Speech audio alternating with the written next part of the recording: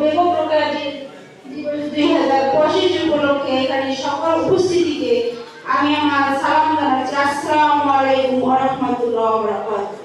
হিন্দুদের আদাব। আশা করি সকলে ভালো আছেন।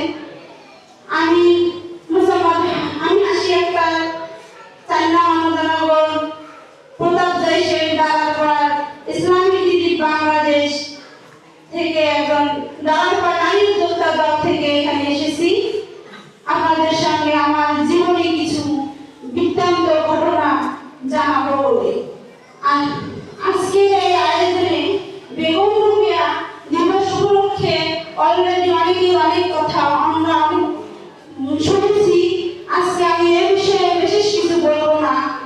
আজকে আমার এতটুকুই বলার, বেগম রোকেয়ার জীবনীকে কেন্দ্র করে আমরা এখানে যারা মা বোন ছোট বোনেরা আছি, আমরা সকলে এই কেন্দ্রকে ভিত্তি করে ভবিষ্যৎ করব। আমি যে নারী নির্যাতন ও বিভীষিকার নির্যাতন সহ্য করেছি, আমার বিবাহিত জীবন 10 বছরের দীর্ঘ